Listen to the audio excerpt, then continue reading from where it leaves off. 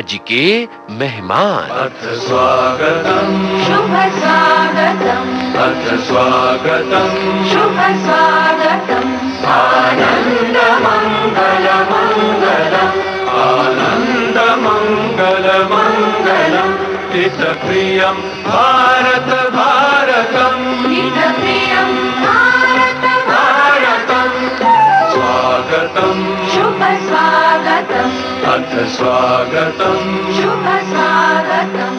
एक ठसकदार आवाज,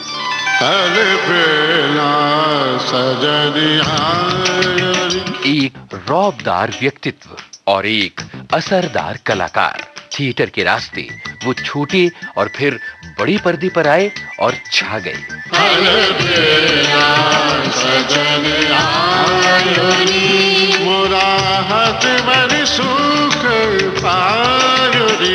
परिवार में थी अभिनय की परंपरा जिसे उन्होंने आगे बढ़ाया और फिल्मी दुनिया में अपना एक अलग नाम कायम किया।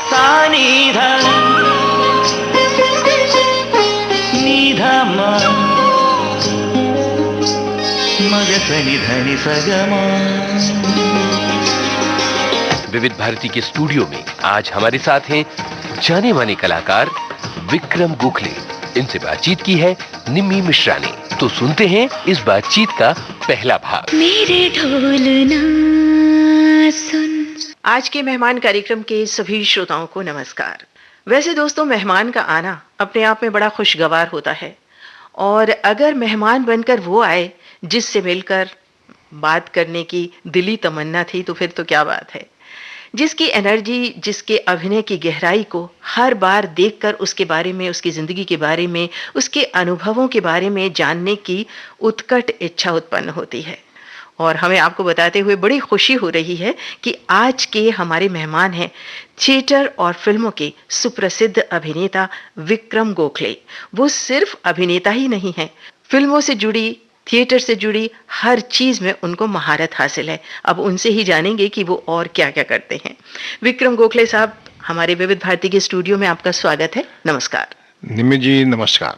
तो आपका ताल्लुक तो उस खानदान से है कि जहां मतलब आपके खून में, आपको विरासत में अभिनय और कला मिली। तो आपकी दादी माँ, ग्रेट ग्रैंड मदर, पिताजी सभी अभिनय से ताल्लुक रखते थे और बड़े अपने जमाने के मशहूर कलाकार रहे। तो ऐसे में अपनी विरासत को आपने कैसे संभाला और आपका बचपन कैसा था इस कला के बीच में? पहले ये बताता हूँ कि बचपन कैसा था। जी। बचपन बहुत भयंकर था। मतलब बहुत शैतान थे आप? हाँ, नहीं, मैं शैतान नहीं था। शैतानी करने के लिए पेट में मतलब भूख ऐसी जबरदस्त थी, तो अच्छा। जब तक भूख नहीं मिटती है तब शैतानी कैसे की जाए। बड़ा दुखी जीवन था बचपन में। लेकिन माँ बाप ने ये सिखाया था कि हर चीज को स्वीकार करना, ये दिन जाएंगे कभी न कभी। तो ऐसी कोई बात नहीं कि बचपन की कुछ यादें मैं बताऊं जिससे दुनिया खुश होगी।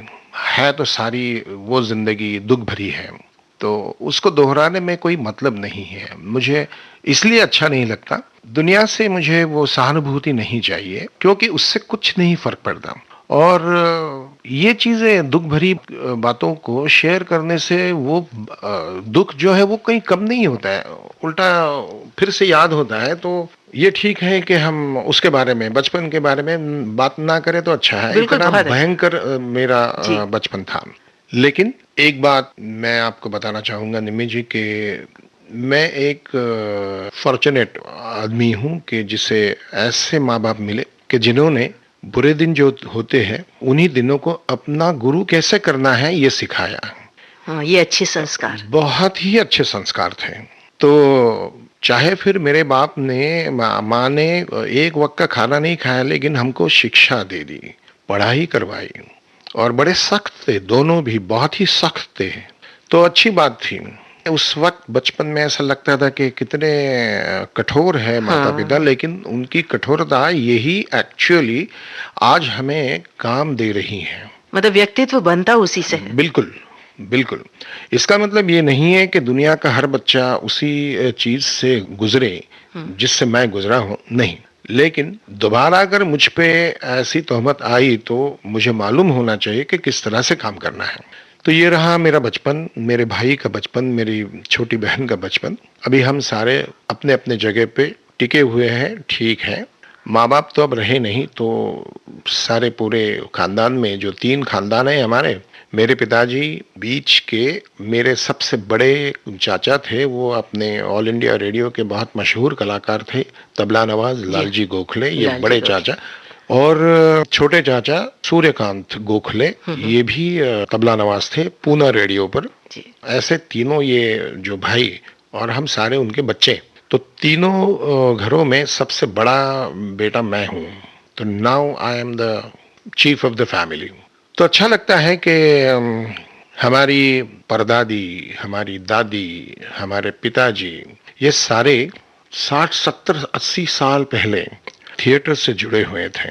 दादा साहब फाल्के साहब की मोहिनी भस्मासुर नाम मोहिनी की भस्मासुर। साइलेंट जमाने की एक फिल्म थी, उसमें मोहिनी मेरी दादी थी जी। और उसमें रानी का काम करने वाली जो एक्टर थी वो मेरी परदादी थी, दुर्गाबाई।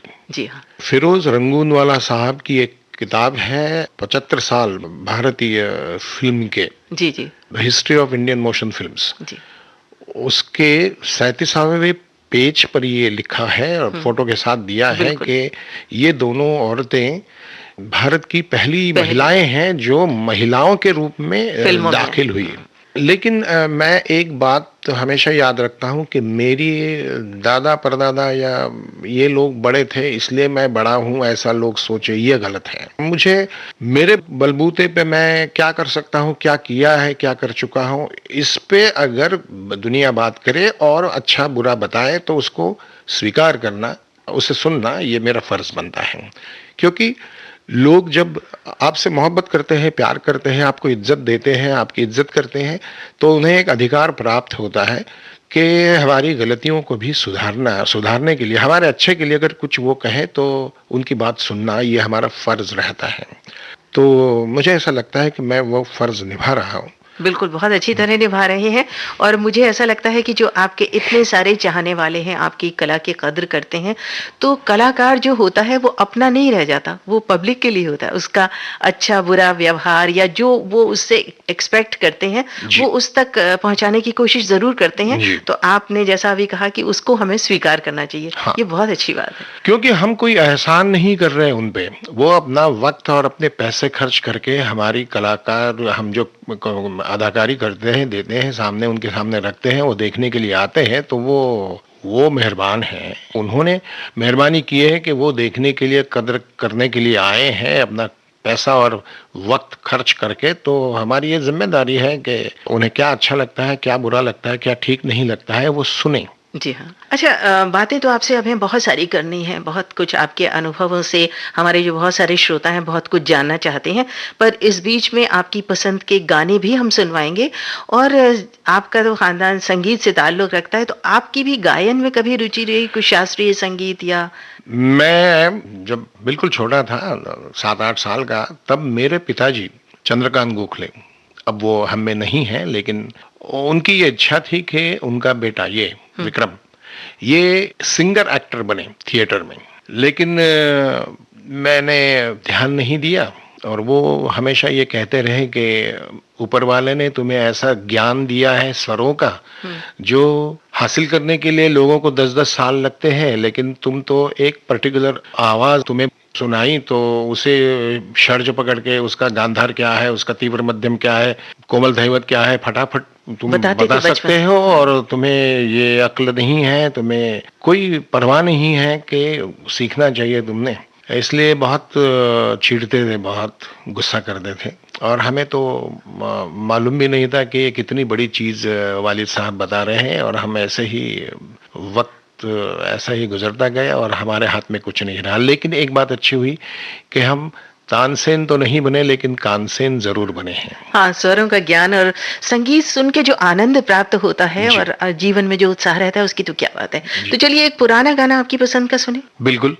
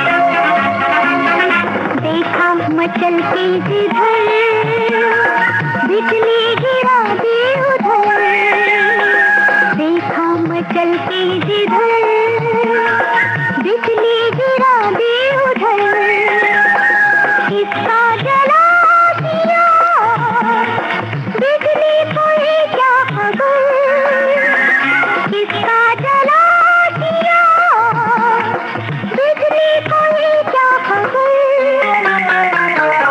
आइए मेहरबान, बैठिए जाने जा, शौक से लीजिए इश्क के इम्तिहान, आइए मेहरबान, बैठिए जाने जा, शौक से लीजिए इश्क के इम्तिहान, आइए मेहरबान। अच्छा, जैसा कि आपने कहा कि आपके पिताजी चाहते थे कि आप संगीत में आगे बढ़ें, और जैसे मराठी थिएटर में नाट्य संगीत जो होता है, कितने अच्छे अच्छे रचनाएं हैं जो आज भी उतनी ही चाव से सुनी जाती हैं, पर वैसा आप कर नहीं पाए, तो अफसोस कहीं रह गया, या जो आप अभी कला के क्षेत्र में अभिनय में आगे बढ़ गए हैं तो उससे आपको ज़्यादा अच्छा लगता है? अभिनय के क्षेत्र में मैं बहुत आगे बढ़ गया हूँ ऐसा मुझे तो नहीं लगता है। कि मुझसे भी बहुत बड़े बड़े उम्दे कलाकार हैं और जिनको मैं जानता हूँ, जिनकी बहुत इज्जत करता हूँ, जिनके नाम भी मैं बता सकता हूँ और मुझे फक्र है कि वो मेरे दोस्त हैं। उनमें से एक है हमारे ओमपुरी साहब, दूसरे हैं नासिरुद्दीन शाह साहब, अनुपम खेर साहब, पंकज कपूर, डॉक्टर लागू साहब, विजय मेहता, विद्या बालन, विशाबाना, ये सारे दोस्त हैं और मुझे भी वो पहचानते हैं, इज्जत करते हैं, तो अच्छा लगता है। तो मैं सोचता हूँ कि ये सब लोग बहुत बड़े हैं। ऐसे एक्टर्स मुल्क में कभी कभी 50 साल के बाद तैयार होते हैं, इतने अच्छे अच्छे एक्टर्स हैं। परेश रावल भी है उनमें से, जी जी। नाना पाटेकर है, ये सारे मेरे दोस्त हैं और मैं बहुत चाहता हूँ उनको। मैं इन लोगों को जब भी मैं उनका परफॉर्मेंस देखता हूँ तो मैं उनको फौरन बताता हूँ, मैसेज करता हूँ, फ़ोन करता हूँ या ईमेल भेजता हूँ, वर्थ स्टडिंग परफॉर्मेंस, क्योंकि होता है वो छोटी छोटी चीज़ों में, मतलब अभिनय की जो बारीकियां हैं उनको आप हाँ बहुत ध्यान हाँ से हाँ, देखते हैं। और कभी कभार वो भी ऐसा ही मुझे बताते हैं। तो ये नहीं है प्रेजिंग ईच अदर सोसाइटी, ऐसी बात नहीं है। जो ठीक नहीं लगा वो ठीक नहीं लगा, ये भी हम बता सकते हैं। बिल्कुल बता सकते हैं। तो इस तरह के हमारे ताल्लुक है और मैं बड़ा खुश नसीब हूँ कि इतने बड़े बड़े एक्टर, जिनकी तुलना हॉलीवुड में जो बड़े बड़े एक्टर हैं उन्हीं लोगों के साथ हो सकती है। ऐसे हमारे मुल्क के ये मैंने जिनके बारे में मैं बोल चुका हूँ, ऐसे ये बड़े एक्टर्स हैं और जिनकी मैं बहुत इज्जत करता हूँ। बहुत बहुत बड़े एक्टर्स हैं ये। अभिनय के क्षेत्र में तो मुझे और कुछ करना है, करूँगा, करता रहूँगा। डायरेक्शन भी मैं करता जी हूँ, हाँ, कर रहा हूँ। संगीत के सिलसिले में मैं अकेला जब बैठता हूँ और जब किसी का भी सुरेल गांधार सुनता हूँ तो मेरी आंखों में पानी आता है आनंद से। To be so sensitive to music, to सुरीला संगीत, मतलब ईश्वरीय है वो सब। Yes yes. तो मैं हमेशा ये इन लोगों से कहता हूँ जो बड़े सुरीले गायक है कि भाई तुम तो ईश्वर की पूजा कर रहे हो। और मजे की बात यह है कि जो बड़े बड़े गायक थे उनको मैं सुन चुका हूँ। कुमार गंधर्व साहब को सामने बैठ के सुना हूँ, बिरजू महाराज जी को 5 फुट करीब बैठ के मैंने उनके पदन्यास को देख चुका हूँ, भीमसेन जोशी साहब को सुना हूँ, किशोरी ताई को सुन चुका हूँ। बड़े बड़े लोगों को मैंने, खां साहब, अहमद जान थिरकवा खां साहब का tabla which is the last word in tabla, इनको सुना हूँ। अल्लाह रखा खां साहब को मैं सुन चुका हूँ, जाकिर भाई को सुन चुका हूँ। तो इन सारे लोगों के साथ मल्लिकार्जुन मंसूर है, कितने सारे लोग हैं कि जो मेरे बहुत करीब के नाते रिश्ते ऐसे हो गए कि लालजी गोखले इनके घर में, दिल्ली रेडियो में, बम्बई रेडियो में जब वो काम करते थे तब मैं वहाँ जाता था उनके साथ और इतने बड़े बड़े लोगों को परफॉर्मेंस देते वक्त मैं सुनता था। और इसीलिए जब एक वोकल क्लासिकल मास्ट्रो जब गाएगा तब कैसा गाएगा, उसकी आंखें कैसी होगी, जब वो तार सप्तक में जाएगा तो चेहरा उसका कैसा बनेगा, उसके गले पे जो नस है वो हाँ, कैसे किस क्या तरह होगी, खिंचाव आएगा। वो सारा मैं, उसके हाथ कैसे होंगे, उसके बॉडी लैंग्वेज क्या होगी गाते वक्त, ये सारा देखकर मैंने वो कौन सी फिल्म ये हम दिल दे चुके हम सनम। दिल दे चुके सनम, मुझे बिल्कुल याद आ रहा था वो। तो उसमें मैंने वो प्लेबैक लिया। अब मजे की बात यह है निम्मी जी के जो चाहने वाले लोग हैं वो कहते हैं, बड़ा फनी सेंटेंस है उनका कि अरे विक्रम साहब ऐसा लगता है कि आप ही गा रहे हैं। अरे यही तो लगना चाहिए।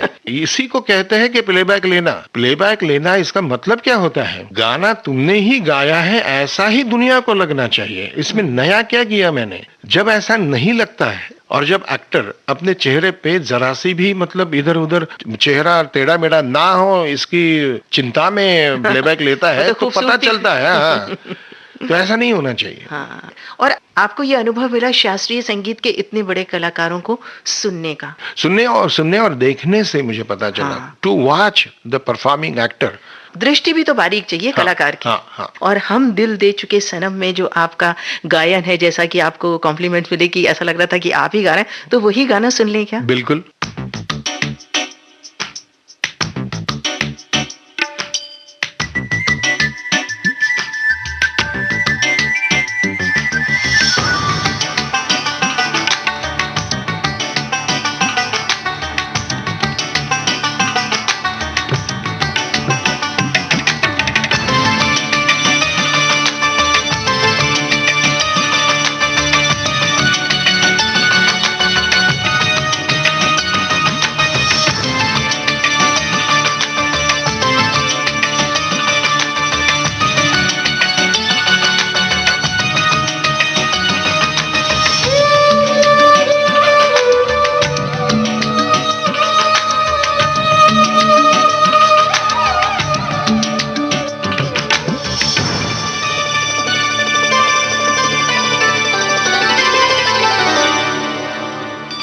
अलबेला सजनिया अलबेला सजनिया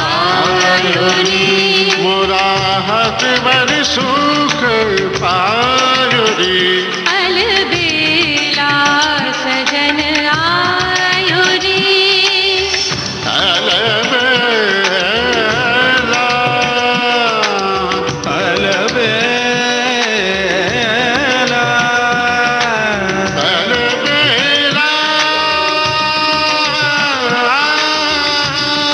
अलबेला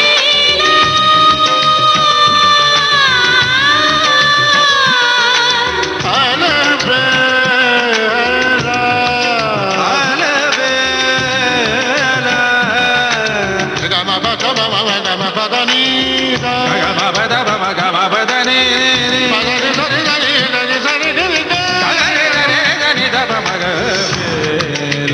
सजन आयो री धीरन नन धीरन धीरन धीरन धीरन चौक पुराओ मंगल गाओ चौक पुराओ मंगल गाओ मन रंग निस पायो री अलबेला सजन आयो री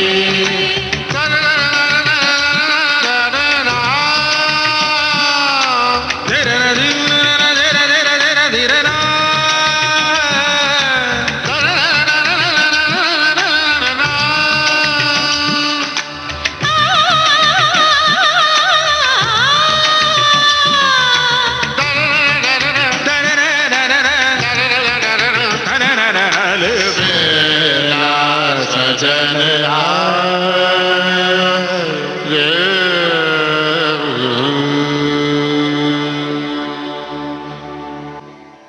अच्छा, इसके साथ साथ मैं ये जानना चाहती थी कि जैसे ईश्वर की कृपा होती है, कलाकार अपनी मर्जी से कलाकारनी आपको विरासत में मिली, और बहुत से जो कलाकार हैं उसमें कुछ ना कुछ ईश्वरीय देन रहती है, तभी वो अपनी कला को निखार सकता है। तो आपको क्या ऐसा लगता है कि किसी भी अभिनेता को कुछ प्रशिक्षण की जरूरत होती है या खुद वो जानकर अपनी कला को निखार सकता है? नहीं, पहली बात तो ये है कि ये चीज जिसके बारे में हम अभी बहस कर रहे हैं, वो एक्टिंग या डायरेक्शन व्हाटएवर इट इज, वो विरासत में आई है, इसलिए मैं जहां भी पहुंच गया हूं ऐसा नहीं है। ये मेहनत मैंने बहुत की। मुझे एक्टिंग क्या है, कैसी की जाती है, कुछ नहीं मालूम था। ABC ऑफ एक्टिंग नहीं मालूम था मुझे। मैं सिर्फ एक एक्टर का बेटा था, बस इतना ही, और एक दादी और परदादी जो एक्टर थी एक जमाने में, उनका पोता था, दैट्स ऑल। मुझे कुछ मालूम नहीं था। मैं इसमें आया तब बिल्कुल जीरो था, लेकिन जब मैंने इसको मेरी करियर बनानी है ऐसा सोचकर मैंने चलना शुरू किया, तब मैंने इतनी पढ़ाई की, आप शायद यकीन नहीं करेगी, मेरी पूना बम्बई की जो खुद की लाइब्रेरीज है, आजकल तो मैं लोगों को देता हूँ। मेरी ये आदत रही है पिछले 25-30 सालों से कि मैं लोगों को अच्छी किताब देता हूँ, प्रेजेंट करता हूँ। कपड़ा या फूल या और कुछ चीजें देने से लोगों को किताब देना, ये मैं कर रहा हूँ, पिछले 35-30 साल से कर रहा हूँ। मिस्टर बच्चन को मैंने एक किताब दे दी है। उनकी घुड़सवारी जो है ना, वो देखने लायक है। हम काबुल में शूटिंग कर रहे थे और बच्चन साहब ने जो घुड़सवारी की है, और वहाँ का एक खेल है अफगानिस्तान का, वो खेल की शूटिंग में उन्होंने जिस तरह से घुड़सवारी की है, वो देख के मैंने बच्चन साहब को खुद अपने हाथों से घर जाके किताब दे दी है। या मेकिंग ऑफ टाइटैनिक, ये किताब मैंने संजय लीला को after the film was completed मैंने किताब दे दी है। तो ये मेरा शौक है कि जो लोग मुझे अच्छे लगते हैं उनको मैं किताबें भेंट देता हूँ। हाँ, जो एक आदत भी खत्म होती जा रही किताब पढ़ने की, आप देते हैं, बहुत अच्छी बात। किताबें पढ़ना ये बहुत अहम बात है। और दुर्भाग्य की बात यह है कि मराठी या हिंदी में इतनी ऐसी सारी किताबें नहीं हैं, जो कि अंग्रेजी में या अमेरिकन में बहुत सारी किताबें हैं, जिसमें मतलब एक्टिंग क्या चीज़ होती है, अंडरस्टैंडिंग द अदर एक्टर क्या चीज़ होती है, दूसरे एक्टर की पढ़ाई करना, उसे पढ़ना, दूसरे एक्टर को पढ़ना मतलब क्या है, डायरेक्शन क्या चीज़ होती है, फोटोग्राफी क्या चीज़ होती है, लेंसेज क्या होते हैं, कैमरा कौन कौन से होते हैं, एडिटिंग क्या होता है, टाइटलिंग क्या होता है, म्यूजिक कैसे बनाया जाता है, मार्केटिंग कैसे किया जाता है, मेकअप कैसे किया जाता है। इन सारी चीज़ों पे मेरे पास मेरी अपनी खुद की किताबें हैं। और आपने इतना अध्ययन किया है? यस, मैं अभी यूनिवर्सिटीज में पढ़ाता भी हूँ। और आप तो और बहुत कुछ कुछ करते हैं। अभी तो बहुत सारी बातें बाकी हैं, क्योंकि अभी गाने की बारी आ गई है।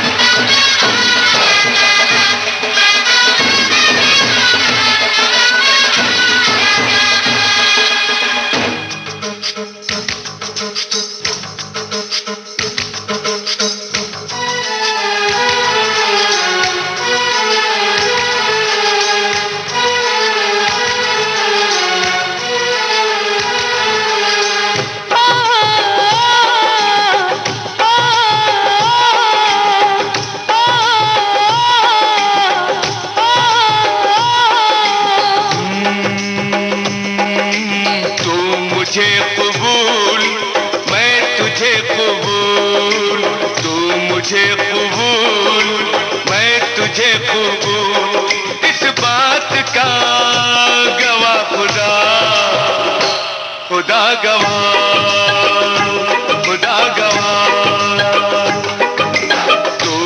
मुझे कबूल, मैं तुझे कबूल, इस बात का गवाह खुदा, खुदा गवाह, खुदा गवाह, खुदा गवाह। वही वही वही तेरे मेरे प्यार की, वही वही तेरे मेरे प्यार की, तेरे मेरे प्यार की, वही वही तेरे मेरे प्यार की, इस बारात का गवाह खुदा, खुदा गवाह, खुदा गवाह, खुदा गवाह।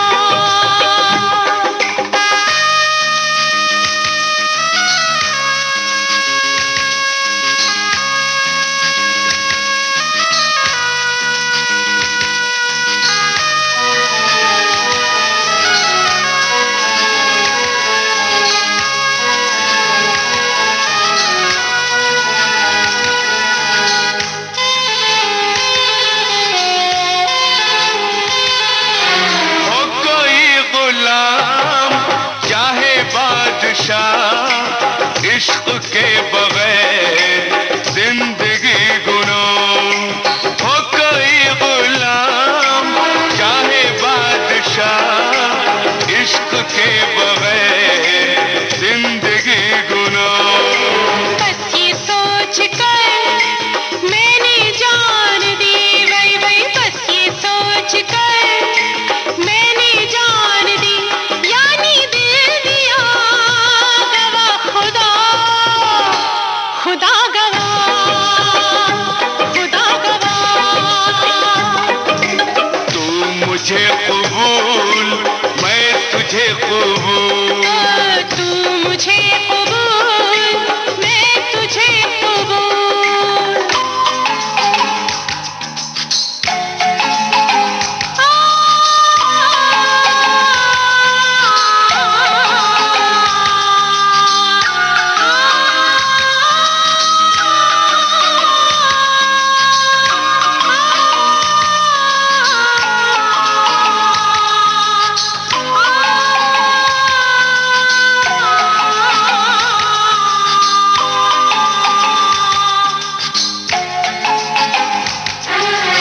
आईना हूँ मैं, न तोड़ना मुझे, तोड़ना मगर न छोड़ना मुझे।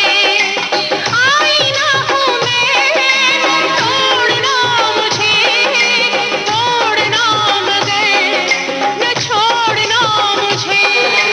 कहना था यही मेरी जान मुझे, वल वल कहना था यही मेरी जान मुझे, तूने कह दिया गवाह खुदा, खुदा गवाह, खुदा गवाह।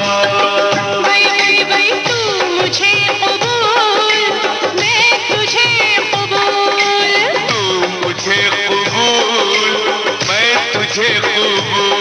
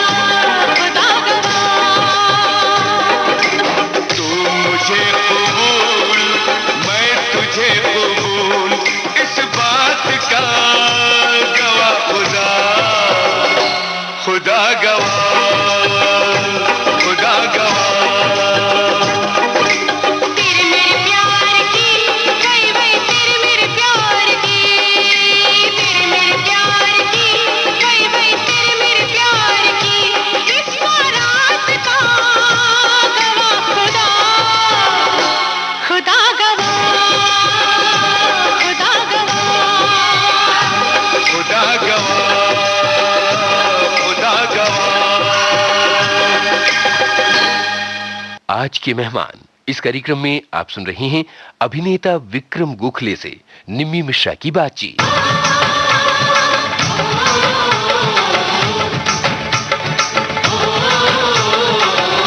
अच्छा, एक सवाल मेरे मन में ये आ रहा है कि पहली बार जब आपने स्टेज पर अभिनय किया तो उसके बाद आपको कैसा लगा, और उस अभिनय के वक्त आपको कैसी फीलिंग थी, और उसको जब आपने लोगों की सराहना मिली या जो भी उस पर कमेंट्स आए उससे आपने क्या फील किया, और वो आपके अगले विकास में कितना सहायक हुआ? प्रोफेशनल एक्टर करके मेरा जो जन्म हुआ, मैं उसे जन्म ही कहता हूँ जी।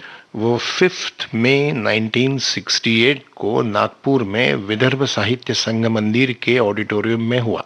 सुना जाता है, कहा जाता है कि नागपुर का ऑडियंस ऐसा है कि उसको अच्छा लगा तो अच्छा लगा, अच्छा हाँ। नहीं लगा तो फेंक देंगे। बिल्कुल बेबाक। हाँ, मैं खुद को बड़ा भाग्यवान समझता हूँ कि पहली बार जब मैं एक प्रोफेशनल एक्टर करके 68 में खड़ा हो गया, और वो भी ऐसे लोगों के साथ कि जिन्होंने कुछ 580 शोज पहले वो कर चुके थे, और मेरा 581 वो शो मैं खड़ा हो गया, और मेरे पेट में तो क्या हो रहा था मुझे मालूम नहीं। लेकिन पहला ही कोई एक्सप्रेशन या सवाल जवाब जो भी कुछ था उसको एक दाद मिल गई, और थोड़ा सा मैं ढीठ बन गया।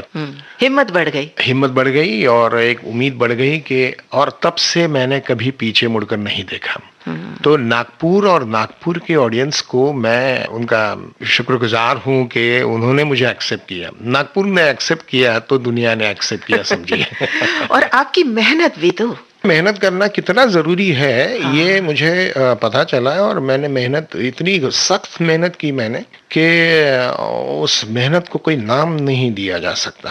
और जहाँ तक मैं जानती हूँ आपके बारे में, वो जो आपकी मेहनत करने की जो एक शक्ति है या ताकत है, वो आज भी वैसी की वैसी है। आप जो भी रोल एक्सेप्ट करते हैं या जो भी आप काम करते हैं उसमें पूरी तरह डूब जाते हैं। नहीं, अभी मैं एक आज की तारीख में एक नाटक में खेल रहा हूँ, कथा the story.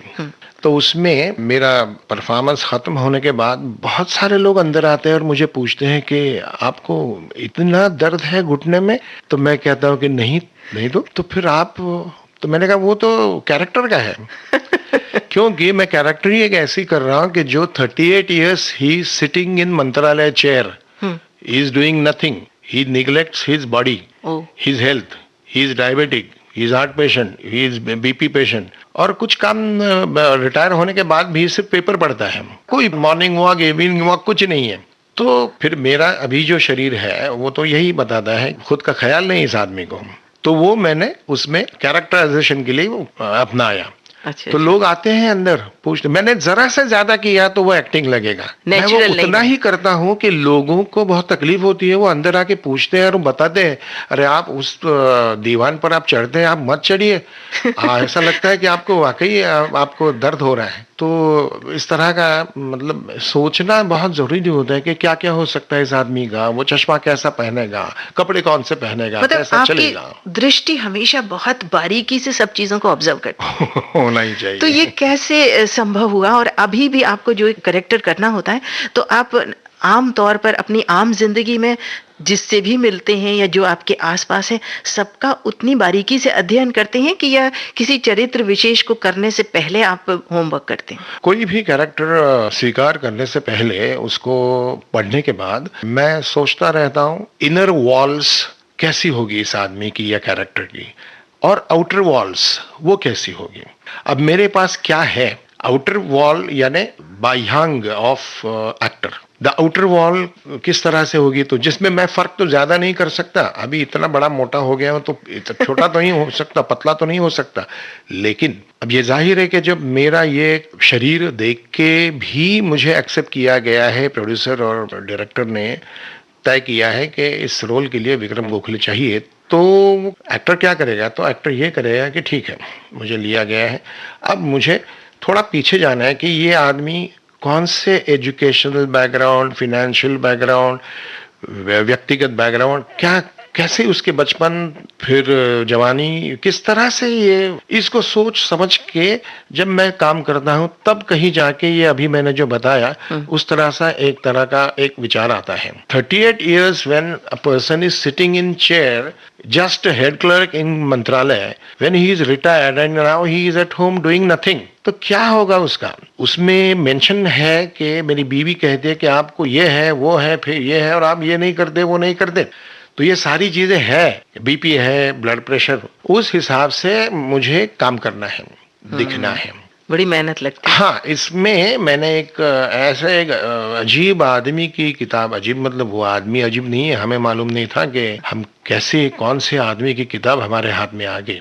Doctor Desmond Morris नाम का एक बहुत बड़ा नंबर 1 दुनिया का सबसे बड़ा जूलॉजिस्ट है. अब जूलॉजिस्ट का हमारे विश्व में हमारे एरिया में क्या काम है, लेकिन उनकी एक किताब है मॉरिस साहब की, मैन वॉचिंग. ये मैन वॉचिंग 1980s में मैंने पढ़ी और मैं तो बिल्कुल हिल गया कि अरे ये इसमें से कितनी सारी चीजें हमें जानकर उसका इस्तेमाल करना चाहिए अपने काम में. और मैंने वो किताब कितने सारे मेरे एक्टर दोस्त और मेरी सहेलियां हैं उनको दे चुका हूं मैं. आदमी ने आदमियों का आदमी के बगैर जाने जो अभ्यास किया है उस पर ये किताब है. तो to read a man without knowing him, without knowing his name, without knowing his origin, किधर से आया है, कहाँ जाने वाला है, अभी क्या कर रहा है, बस उतना ही. अभी वो जैसे बैठा है, जैसे हाथ कर रहा है, हाथों को यूज कर रहा है, चेहरा दूरी से देखो, जरूरी नहीं कि उसके साथ जाके बात करो, दूरी से देखकर भी आदमी को पढ़ना किताब जैसे इस तरह की वो किताब है. तो उसने बहुत हेल्प की. बहुत बहुत ज्यादा. सुष्मिता सेन, उसको मैंने वो किताब दे दी है प्रेजेंट करके. तो उसका खत आया मुझे सुष्मिता का कि sir I am indebted to you, कि आपने इतनी अच्छी किताब मुझे दे दी. मैं तो भूल भी गई थी कि आपने मुझे ये कबूल किया है कि आप ये किताब मुझे दे देंगे. तो हम शिमला में शूटिंग कर रहे थे, मैं, अजय देवगन और सुष्मिता और अनुपम. ऐसी बातों बातों में हमारी ये ऐसी किताबों के बारे में बात चल रही थी. तो सुष्मिता ने मुझे पूछा कि कौन सी किताब. तो मैंने बताया जैसे आपको बता रहा हूँ, और मैंने कहा कि मैं, अगर आप चाहती है तो मैं आपको दे दूंगा. थैंक यू हो गया. उसके बाद हम इधर आ गए, वो अपने काम में कहीं दुनिया के और किसी हिस्से में गई. बाद में कोई फोन नहीं है, मैसेज कुछ नहीं है. किताब मैंने पूरी दुनिया में ढूंढी. अच्छा. एक भी कॉपी नहीं थी पूरी दुनिया में. पूरी दुनिया में, आई रिपीट, इलेक्ट्रॉनिक मीडिया से पूरी दुनिया में मैंने किताब ढूंढी. वो किताब अभी नहीं है दुनिया में. मैंने अपने घर की किताब सुष्मिता को भेजी. अच्छा. हाँ, तो उसका खत आया मुझे. फिर बीच में गाने की बारी आ गई है और मैं आपको याद दिलाना चाहूंगी कि आपकी एक फिल्म थी, मैं ऐसा ही हूँ. हाँ, मैं अजय देवगन. हाँ, और ये सुष्मिता सेन वाली अभी जो मैं बात कर रहा था वही फिल्म. अच्छा, वही फिल्म थी. चलिए, मैंने ठीक उस जगह पे नाम लिया इस फिल्म का. तो इसके गाने भी बड़े अच्छे हैं, फिल्म भी बड़ी अच्छी थी. हाँ, अच्छी थी, बहुत अच्छी फिल्म थी. और आपकी एक्टिंग तो क्या कहा जाए. चलिए, मैं ऐसा ही हूँ फिल्म का गाना हम अपने श्रोताओं को सुनाते हैं.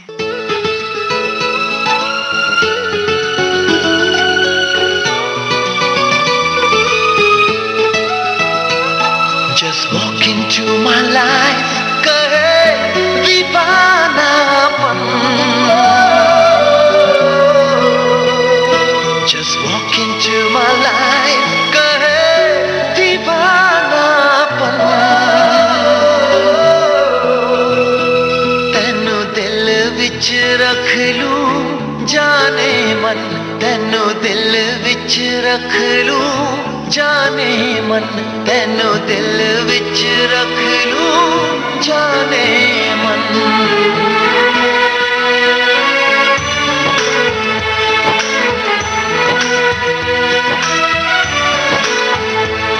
Just walk into my life, कहे दीवानापन. Just walk into my life, कहे दीवानापन.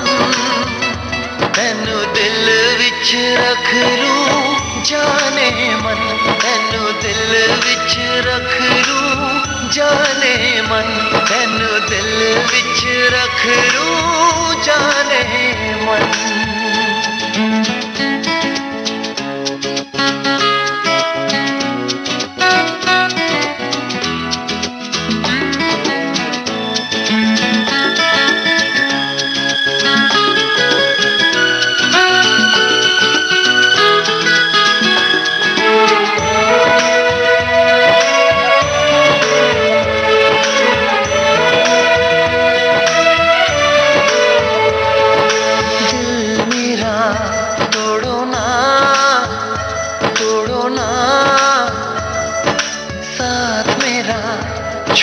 ना, छोड़ो ना, तुमसे है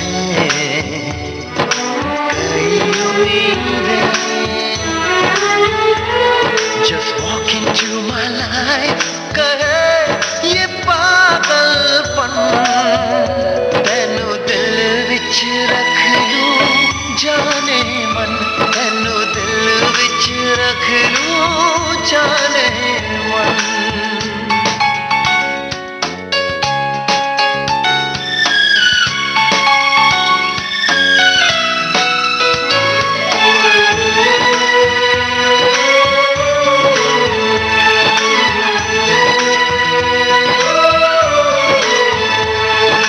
तुमसे कोई प्यारा प्यारा देखा नहीं यारा यारा. तुम ही हो मेरा सहारा. Just walk into my life, कहे मेरी धड़कन. तैनू दिल विच रख लूं जाने मन, तैनू दिल विच रख लूं जाने मन.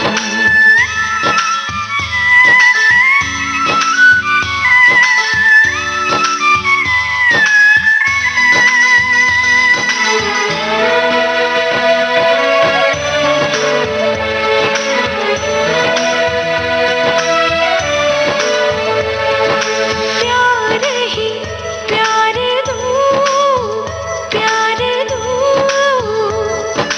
तुम पे ये जंग वार दूं, वार दूं. तुम करो जरा इशारा. Just walk into my life, कहे अपना बंधन. तैनू दिल विच रख लो जाने मन, तैनू दिल विच रख लो जाने मन, तैनू दिल विच रख लो जाने मन. Just walk into my life, कहे दीवानापन. तैनू दिल विच रख लूं जाने मन, तैनू दिल विच रख लूं जाने मन, तैनू दिल विच रख लूं जाने मन.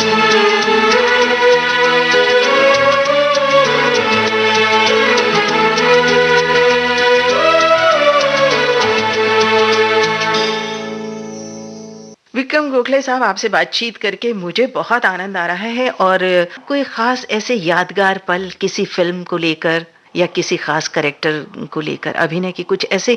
जिंदगी में हम बहुत कुछ करते हैं, आपने तो अभी तक पता नहीं कितनी सारी फिल्में करी हैं, बहुत लंबी संख्या है, फहरिस्त मेरे सामने रखी है. और इस नाटकों फहरिस्त में एक नाम शायद होगा, नहीं होगा. हाँ 100 झूठ एक सच में मैंने जो काम किया था जी. उसके लिए मुझे बहुत सोचना पड़ा. मामूटी और मैं, हम दोनों ही थे जी, जी. उसमें. और मेरे लिए मतलब एक अच्छा अनुभव था कि एक बहुत ही ऑर्डिनरी आदमी करके ऑर्डिनरी, और एक बहुत ही रईस ऐसा आदमी, लेकिन थिंकर नहीं है बिल्कुल. बस वो अपनी, सिर्फ उसको अपनी पड़ी है. बहुत बड़ा है वो, बहुत बड़ा है, जिसका कोई परिमाण नहीं है. इतना बड़ा है पैसों से, लेकिन बेफिक्र है दुनिया के बारे में. तो वो मैं करते करते मुझे ऐसा लगा, Bappaditya Roy is the director of the film. चाहता है मुझे वो, कोलकाता का लड़का है.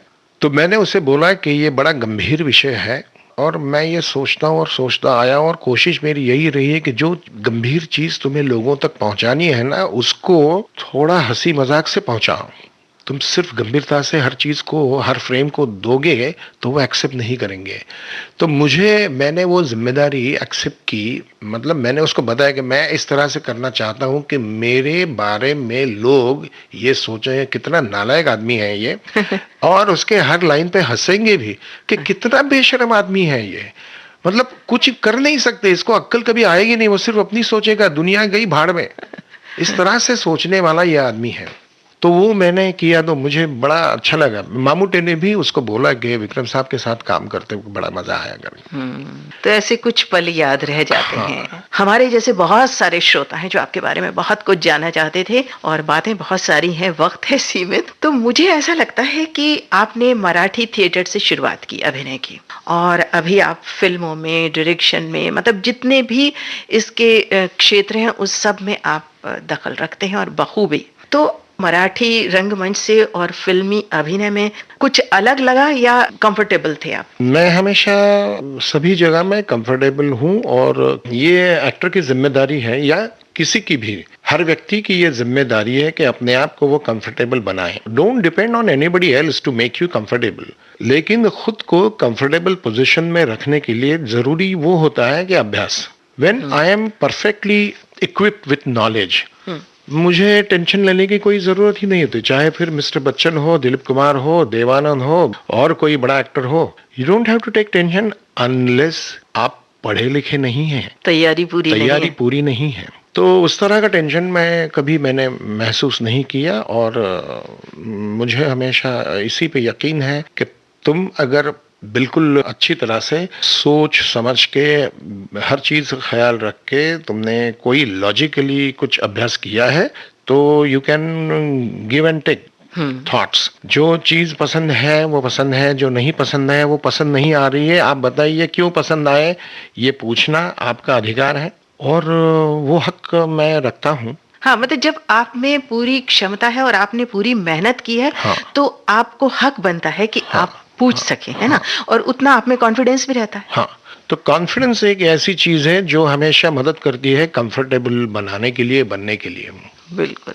होता क्या है कि आप अपने काम के जरिए अपनी इस मेहनत और इन्वॉल्वमेंट और कैरेक्टर में डूब जाने की जो आपकी आदत है वो आपको एक अलग स्थान पे रखती है, जिससे आपकी पहचान हमेशा बनी रहती है। ये डूब जाना वगैरह जो है ना कि हाँ। अपने आप को भूल जाना, 100% अपने आप को भूल के काम करना, डूब जाना, हाँ। मैं तो समझता हूँ ये बकवास है।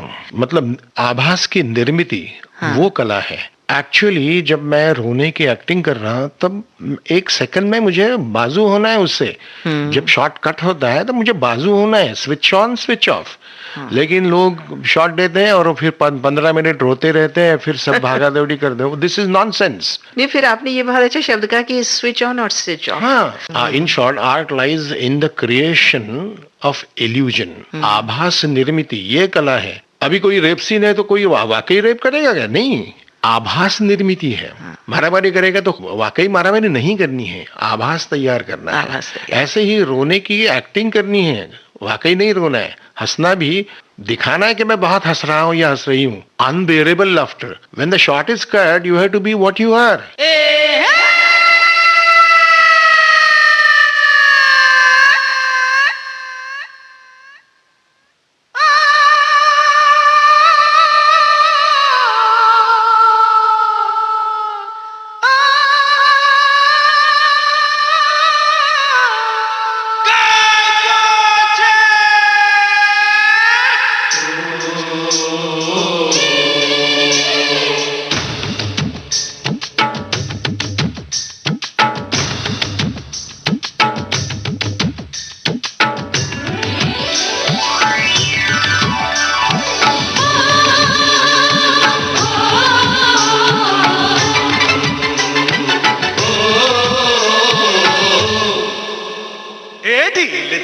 ढील दे रे भैया,